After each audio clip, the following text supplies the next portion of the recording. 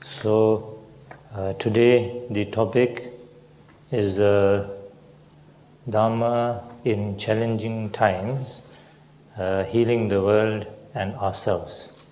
So that seems to be the topic asked to me to talk on this topic. So, when I think of this topic, sit down and think nicely, three things comes into my mind straight away. First, it's what is Dharma? Second, what is challenging times? And third is how does Dharma help in the healing, in helping in healing the world and ourselves in the challenging times. Yeah. So something like this, the three things. When I look at the topic, I can divide into three parts. So now the first part, which is what is Dharma? So we say Dharma in challenging times. So what is Dharma? It is simply, the change. We in Tibetan we say Chu. So of course Chu has many definitions, but simply understanding it, let's say change. So anything that gives us the complete freedom from suffering. The change from suffering to happiness, change from change from limitation to limitless. So this kind of change. So Dharma is supposed to change that way. So Dharma is simply the path through which one dispels one's ignorance, through which then one creates the cause for overcoming one's suffering and overcoming all others' suffering. Now the second, which is what is challenging times? What is meant by challenging times? So here, first to overcome the suffering or difficult times, then one has to understand, or one has to know the root cause of the suffering, the root cause. If one only tries to overcome the suffering through superficial methods, then it can only be a temporary solution to the suffering or difficult time. So very important to look for the root cause of this difficult time or the suffering. For example, if I give you an example, let's say, I see here in Austria, most of the houses have very beautiful roofs, roofs, slanting roofs. So I think because of heavy snowfall in the winter, maybe because of that, the roofs are shaped in such a way. We call them A roof or something like that, right? So yeah, maybe in my place, we have very heavy rainfall, during the monsoons. So we have such roofs, so made of tin, made of slates, so made of various kind of materials. So let's say, for example, we live in a house with a tin roof, then during the monsoon, there's heavy rainfall, and then you sit inside the house, and one day you find the house is leaking, water coming inside inside your bedroom. So there are two ways of tackling this problem, two ways of handling this problem. And the first way is you take a nice towel, and when the water drops on your beautiful wooden floor, you straight away clean the wooden floor, right? So the first drop you straight away clean, then it is dry. You've solved the problem. Then you sit there, and again the second drop comes, again you clean it. So again the second drop is gone, the problem is solved. Then again after some time the third drop comes, so you clean it again. So that way you clean it again and again, but for a momentary there's a relief. Momentary what do you say, momentary, how do you say, English? So, you can solve the problem momentarily, but, it is not a temporary solution, So every drop you are cleaning, So that is one way of tackling. If you are a little more mindful, maybe you can even keep a bucket, So it will solve a little more problem, Till the bucket is full, you are free. But when the bucket is full, again you have to empty that bucket and put another bucket. So that way, if you are more mindful, you can have other solutions. But that way, but it is a good experience. We learn through various, trial and error method. We learn. Now, the second method, second way of tackling the problem. Nun zur zweiten Art, das Problem anzugehen. So now you sit there thinking, I can't do this anymore. It's too much of work. So you start thinking, look around, what's happening? So then when you look around, this is not working. So you calm yourself down, think nicely, and then you try to figure out the root cause of this problem. The root cause. And you will find that the root cause of this problem is there's a crack or there's a seepage in your roof. So that is the problem through which the water is coming in. Now here also there's two. If you are a more easygoing, lazy person, then you will wait for the rain to go away. You will say, forget it, I will just, this time I will handle it with the bucket, and then when the sun is out, the day is very dry and nice, then you will go up, fix the roof. That is a lazy person or an easygoing person doing it. A very determined, disciplined person will wear a raincoat, straight away jump up on the roof and start fixing the roof. And then fix the roof, and there and then he finds a solution. So then tackling to the root cause of the problem, then one can solve the problem. So here it shows everything has solution, and all solution is in your hand. And whether you want it, how bad, it depends on that. So now, so this is kind of a small example about the suffering and how to overcome the suffering by tackling the root cause of the suffering. Okay. Now, with this, then let us say it brings us to the third topic, which is how does Dharma help in healing the world and ourselves in challenging times.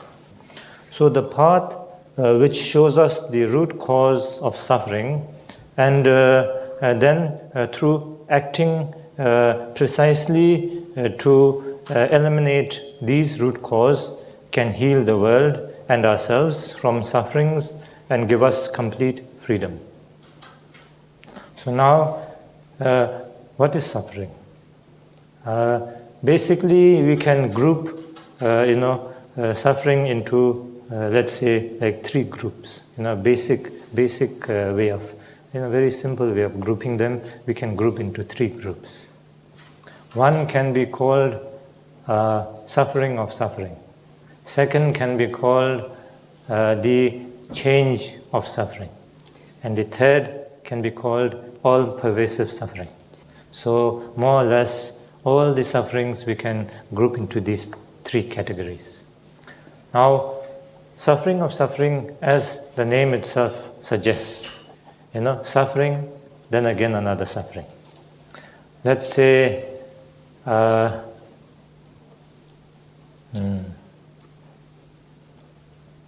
let's say another example. There are many examples, you look around. Let's say, for example, a financial problem,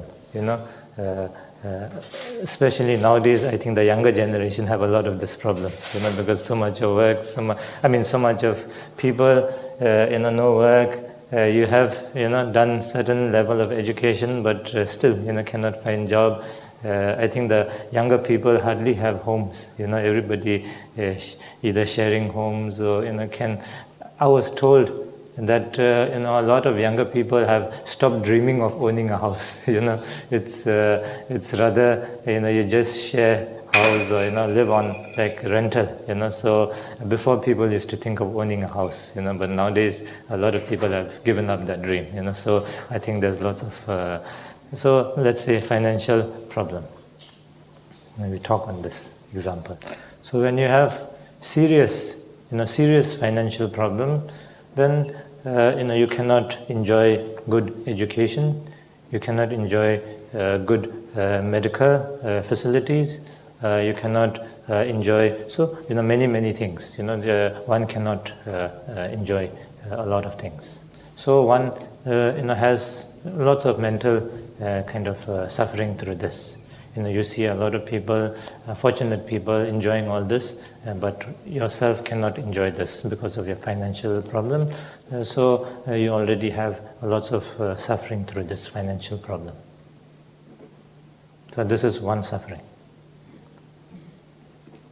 Now, on top of this one suffering, then because you cannot enjoy education, and then you cannot afford a good job.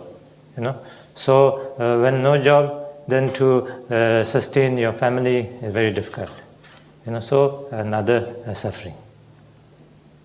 Because of you cannot enjoy good medical facilities, then your health, you have lots of problems. Of course, some people physically fit, so not many problems. Even you don't enjoy the health thing. But some, because you cannot enjoy the proper health facilities, and then then you have lots of health issues, and then leads to many problems, many complications, and you cannot do anything about it because you don't have the means to overcome this. So one suffering on top of another.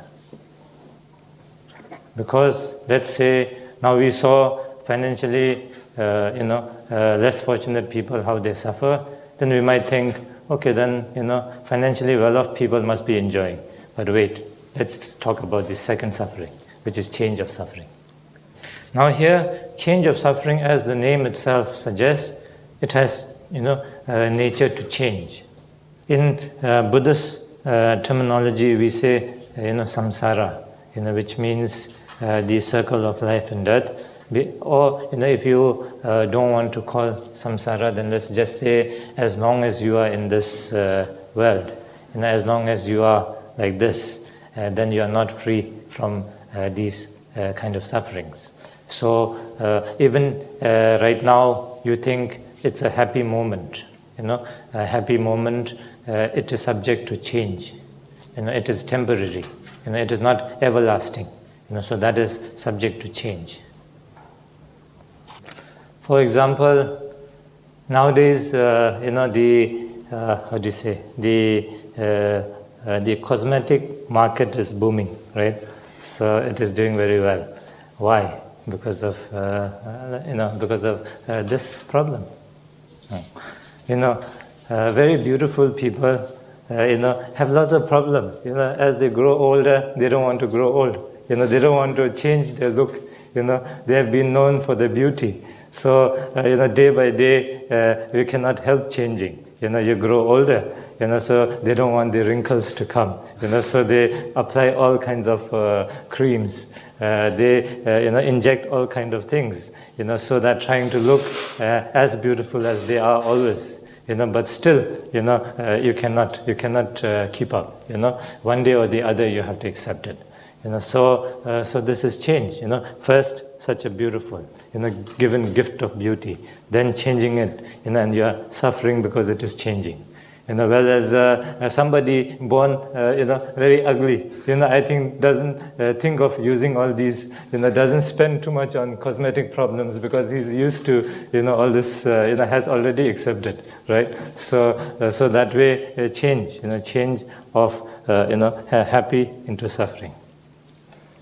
Of course, I don't mean one mustn't use, all these means to stay as beautiful as possible. You must do it.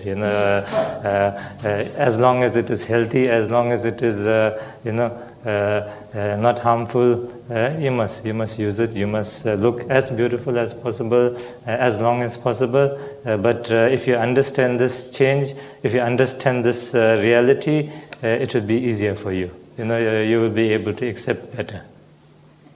So anything that we can think of, at the moment, which is happy, if we are not careful, we think it is, we have too much attachment to it.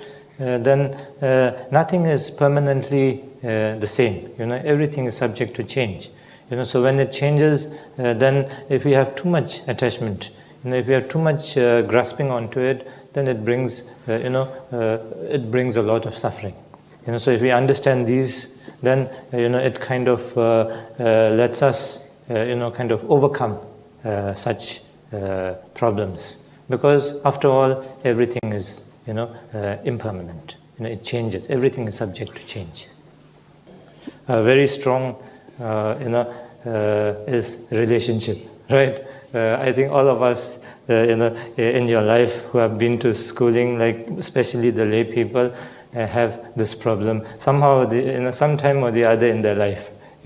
Relationship, which is so beautiful, which they never, can imagine more better, more happier moment suddenly change, and you cannot accept this. And if you not mindful, people take drastic measures like committing suicide, etc.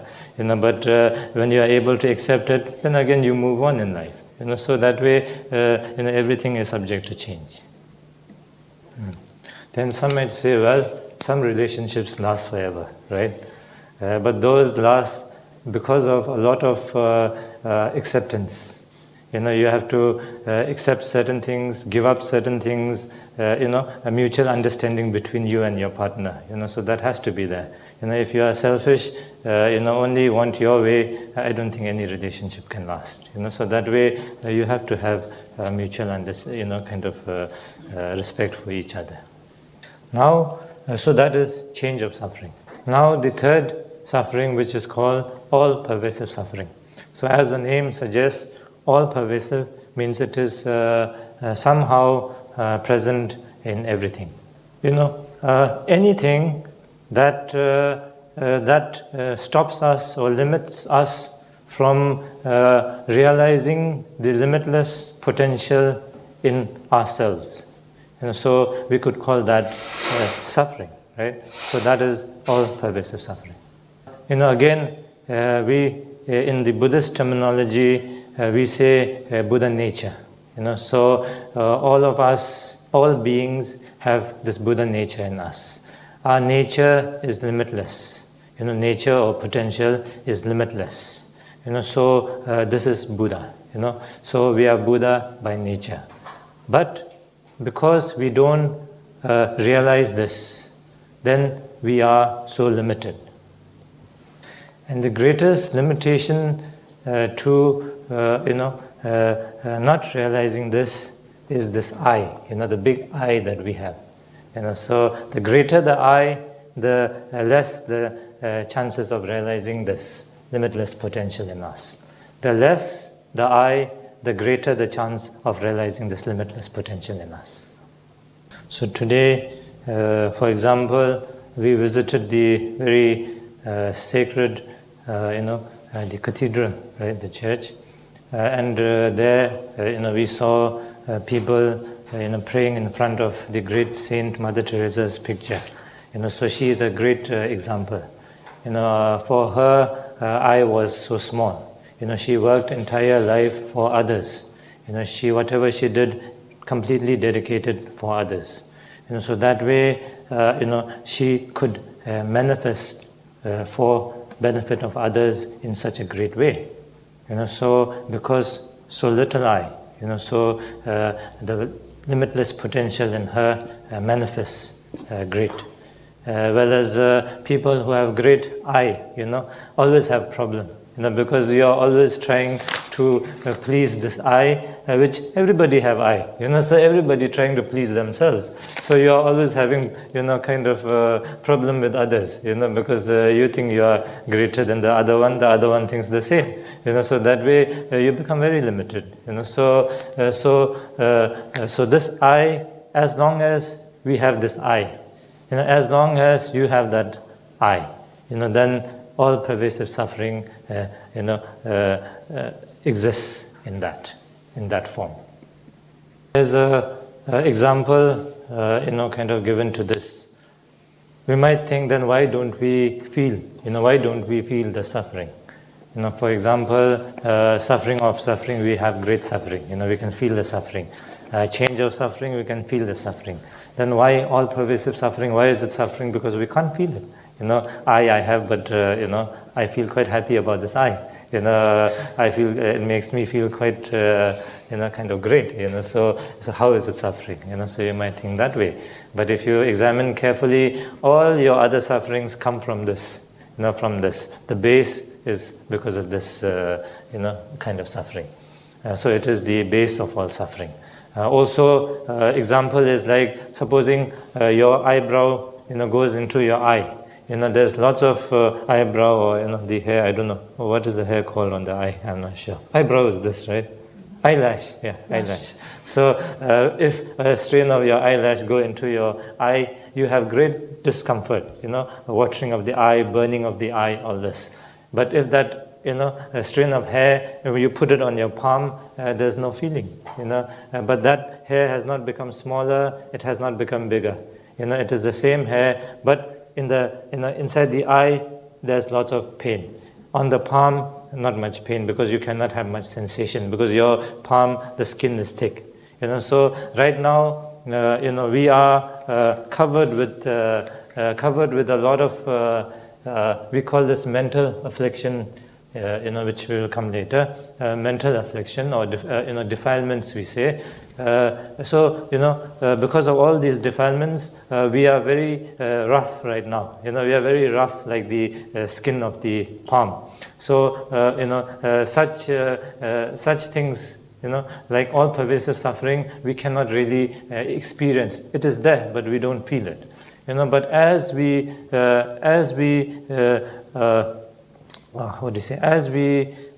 cleanse ourselves, or as we kind of improve, as we our mental afflictions or defilements gradually kind of I don't know whether to say purify or not, but as we cleanse ourselves that way, and then all pervasive suffering, we start seeing them, we start feeling them. Like it is said in the bodhisattvas, as they move higher in their practice, and then they can see this, and then finally all these three levels of suffering is finally it is completely overcome. So that way, so because of our level right now, we cannot feel it, but it is there. So now sufferings, generally categorized into these three kinds of sufferings. So now the suffering also, can be again, let's say, two kinds, which is mental suffering and physical suffering. So it can be further divided into two levels, mental and physical. For example, again, a very simple example, let's say a boxer, boxing, boxer. So when a boxer goes into a bout, he physically gets beaten up like anything, so he is bruised, he bleeds, he receives lots of punches on his head, on his body, everywhere. So much of physical, pain, so much of physical suffering. But mentally, he is, prepared for this. Mentally, he knows this is just a sports. Mentally, he wants to win this. So he has great love for this game. He has great joy in boxing. So though physically he's suffering so much, mentally, when he's prepared for all this, it is not so bad. He can handle all that. At the end of the bout, he's smiling, raising his hand, doing everything with whole face swollen up. So like this. So one can physically take to a certain degree. Now, for example, mental suffering. Let's say even if you are very comfortable, if you have a very comfortable life, some very rich people, who have everything, but if you are not careful, if you are not content, if you have lots of these attachments, too much attachment, too much greed, too much ego, these kind of things, then you are never satisfied with what you have. So then you have sleepless nights. You have sleepless nights. No matter what you conquer, you want more. No matter what you get, you want more. So you are never happy with what you have. You always see, there's a saying, the grass is always greener on the other side. So you always see the other side rather than seeing your own. So that way you have lots of mental problem. And then you'll end up taking, you cannot have sleep. So then you start taking sleeping pills. And then finally, there are many stories. There are many stories of famous people who enjoy everything, yet they overdrink and die. They die on sleeping pill. They choke on their own, drinking too much and then choke on their own, throw up and then die. There are many stories of these great rock stars, right, doing all that. So like this, So, and then there are many stories of great people, dying out of overdose and all this. Why? Why do you overdose? Because you have problem. Outside everybody dream of becoming like them. They have name, they have money, they can do anything they want, they have power, but at the end they die in such state. Why? Because they have so much suffering inside. So physically you have everything, but mentally when you are not satisfied, when you have so much limitation, then one cannot take this, and it leads to such drastic measure. So that way, the mental suffering is much serious than the physical suffering. So now, all these examples show that the suffering. So all the suffering at the mental level is the main cause of the suffering. So when we examine carefully, then we see that all the causes of suffering arise from the mental afflictions, or the so-called mental defilements. So when we say mental defilements or mental affliction, it means, for example, ego, jealousy, hatred, greed, attachment, so all these, selfishness, etc. So these kind of, they are negative emotions, the the mental afflictions. So now, through these afflictions, then we are unable to see how we can achieve complete freedom, which is, the happiness, and the means to achieve this happiness, and how to abandon, suffering, and the means to abandon suffering. So we are unable to see that, and that is called ignorance. So, in other words, the root cause of suffering is karma and kleshas. So karma in Sanskrit means activity, and klesha in Sanskrit means mental defilements, mental afflictions. So through one's mental defilement or mental afflictions, then one performs such activity which create unwanted result. The stronger the affliction, negative affliction, the more negative activity one will perform, through which one will experience more suffering. The less the negative affliction, the less one would perform a negative activity, through which one would experience less suffering. So that is how, that is why here I say, the root cause of suffering is karma and kleshas. So So here, one thing very clear, it shows that everything is in your hand. It is not in somebody else's hand. Your happiness or your suffering is in your hand. Nobody can create suffering for you from outside. Nobody can create happiness for you from outside. Everything is in your hand. You are the driver. You have full power of what you want to experience. So you should be responsible for yourself. So, we don't have too much time. So, but I already noted some very nice sayings from the great masters. You don't say sayings. You say, they actually, if you look into these, they are, teachings from great enlightened masters. So I will just read out very slowly.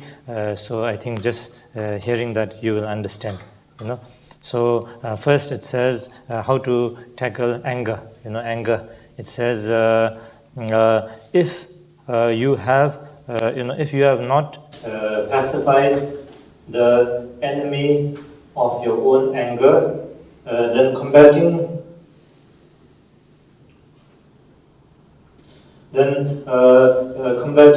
opponents, outer opponents or outer, will only make them multiply.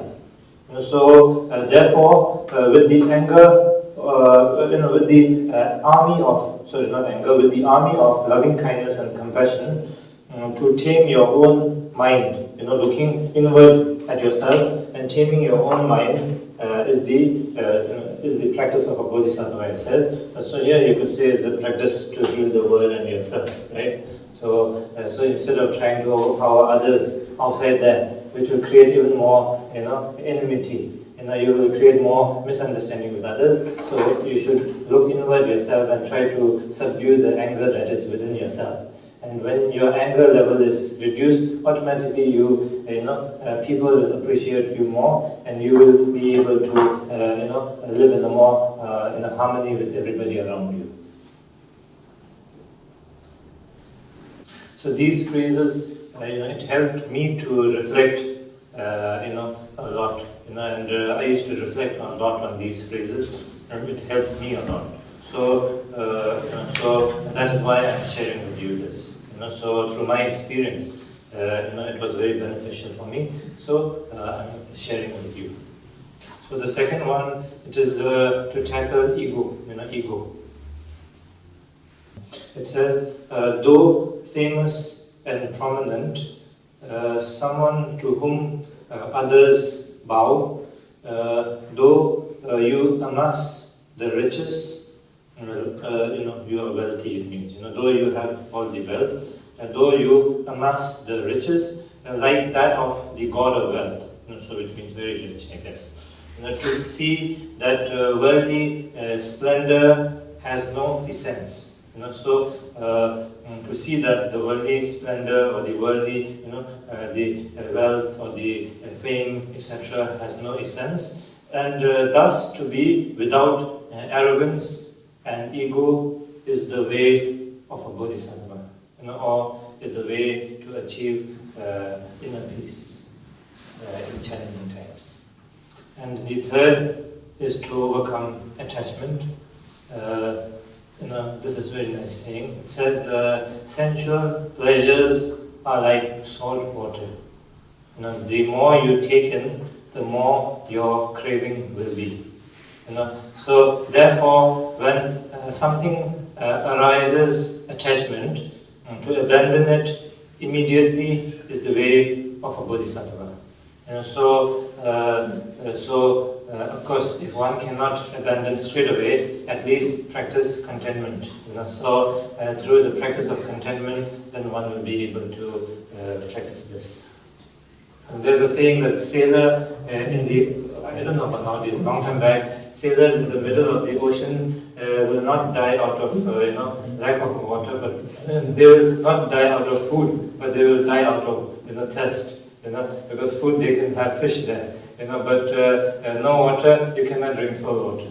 You drink salt water, you will feel more and more thirsty. You want to drink more and more, and that way. And so there's a saying. But I think there must be a way to get the salt separated from the water, right? So but there's a saying like this. So yeah.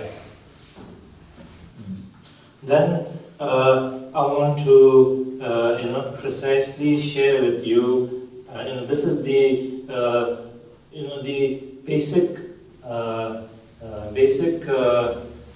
understanding of any kind of we say Buddhist theory, but doesn't have to be. Even whether you are Buddhist or not doesn't matter. All of us are the same.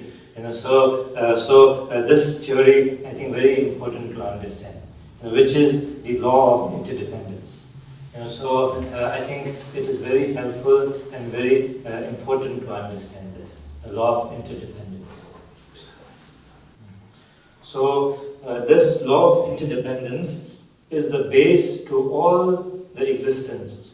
Is the base to all the existence, whether the outer universe or the inner beings. So outer universe means outer, material, everything, and the universe, etc. And the inner beings, like we, like all beings. So whether it's the outer universe or the inner beings, all the existence of all this, is kind of how do you say, is dependent on this law of interdependence. Everything arises from each other and dependent on each other. Nothing is self-sustainable or independently existent. So everything dependent on something or the other. Again, let's say, let's just say beings, like human beings, on this planet Earth. We are all the same, we are all human beings. So we should all be the same, but why are we, we are not. People living in this part of the world have, look in certain way, behave in certain way, kind of, think in certain way.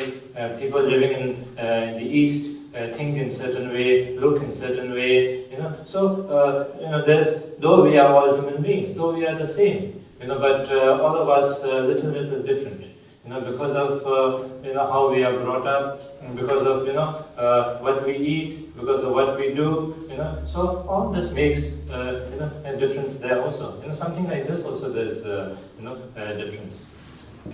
So that is because many factors depend on creating each one of us. Again, I remember when I visited this part of the world first time, many years back. I wanted to do some shopping, because you hear here in this part of the world you get more genuine stuff, but in our part of the world you get lots of, what do you call them? Not genuine, they just make and put the tag, so you normally prefer buying something here, though it is maybe more expensive. So I thought, okay, let me do a little bit of shopping, but I go out to the town because my teaching were all in the daytime. It may be starting in 9 o'clock in the morning and end by 5 o'clock or 6 o'clock in the afternoon. Then morning before that, everything closed. And in the evening, by the time my teaching finished, everything closed. So I don't have any shopping. No shops open. But back where I am, shops open earlier, close very late. So I'm wondering, what's happening? So I ask the people here, and they say, oh, people here open very late and close very early because they like to go home early, kind of spend time at home, maybe watch TV, I don't know, and then come late that way. So the working hour is not very long. Then they say a few shops you will find open, and generally they are owned by Asians. So that's what they told me. So it is like this. So it is like this. So it is our upbringing. It is the difference. So yeah. So I wasn't successful in doing any shopping. So yeah. But again, of course, it's different. It's different because people here normally, not all, but you live for yourself, I think, right? You earn yourself, you pay for yourself. It is that. But in Asia, you see, you have to think of your children, you have to think of your grandchildren, you have to earn for all of them, and put in the bank, make it ready for everybody. Like I have my aunt. My aunt, she lives from many years. She went to the US, I think, and she married an American there and had children there. So her mentality was Asian mentality. So she wanted her children in our house. She wanted to have savings for her children and everything like this. But later on, when the children grow up, they get offended. They say we can sustain ourselves. They don't want to live in their parents' house. They want to go out. They want to live by themselves. They want to earn by themselves. When their mother want to give them money, they don't want to take. They feel kind of offended by that. They say they can do themselves. So it's the way you are, mental, the way you are brought up, or the way I guess you think. And so that is, it depends on so many factors. Even each one of us depending on different factors.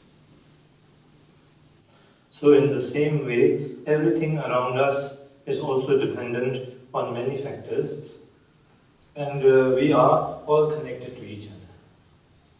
So in this way, we understand that nothing comes about without any cause. It is not just created from nowhere, or just someone make it, etc. It is not just happening from nowhere or somebody creating just like that. It is dependent on many factors. You're dependent on each other and many things. And this very nice example I saw yesterday when we visited the rehearsal of the great, I don't know the name, but the beautiful musical orchestra of Austria. What was the name? Philharmonic Orchestra. Philharmonica. Yeah. So when we sat there for about a few hours, looking at them, rehearsing and all that, I saw all this. I could experience all this interdependence. Such a beautiful, creation of the musical orchestra. Such beautiful, but come about with so much effort of many individuals. Each and every individual played so much importance in that, coming of that entire thing. And each and every one was so different from each and every one. And this created the beauty. And so many instruments. And the person playing the instrument and the instrument, that is being played by the person, the connection between the two of them. And many levels of emotion. Emotions of happiness, emotions of sadness, emotions of anger, emotions of so many emotions. So many emotions needed to create this entire the musical orchestra. Then the time is so important. Time of the performance. They have winter performance, summer performance, different performance at a different time, different music. And so each specific to each season. And so all this very artistic, very different. And the atmosphere created around that. You cannot have this kind of a musical orchestra like how you have in the Woodstock in America, where all the hippies gather around and music is different. So atmosphere plays a very important part. And the level of the recipient, the people watching the program, I don't know whether to say watching or being in the program. A good performance, nobody watches. You are also a part of that. You are into this activity. So nobody watches nothing. Everybody is a part of that. So all this. So when all this is able to create, then a beautiful, beautiful musical orchestra, kind of manifests. So any of this missing, then it will not become, a great musical orchestra. So that way, dependent on so many factors, so many things.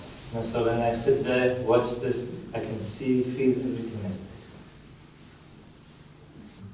So this will make us, understanding all this, then this will make us develop respect to each other, to each and every one of us, and subdue our individual mental afflictions such as ego, jealousy, etc.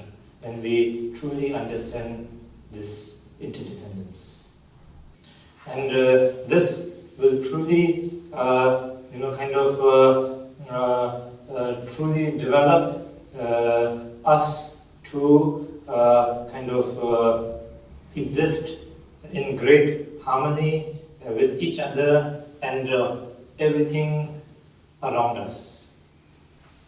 So this will create the greatest musical orchestra of our lives, which has the natural energy of healing the world and ourselves in the so-called challenging times. Yeah. So I think that kind of summarizes the topic, which is Dharma in challenging times. I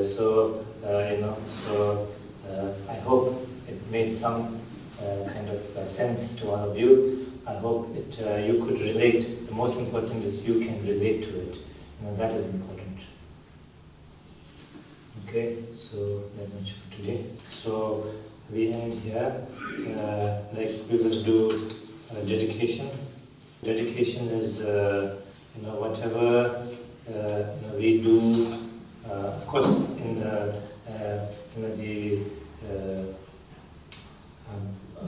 how do you say?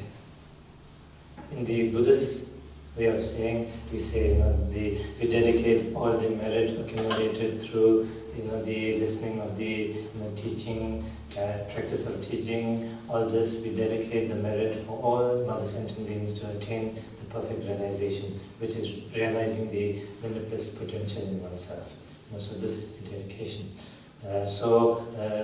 Here, starting, we dedicate that may I, through this, discussion, through this, it wasn't a discussion, I think it was more of a listening. So through this listening of, whatever, blah blah I spoke from here, whatever made sense to you, may I grasp it into myself, and may that understanding, may I utilize it in my life to make a difference for the, all the beings around myself and around all of us. May we make a difference to change their life into a better life.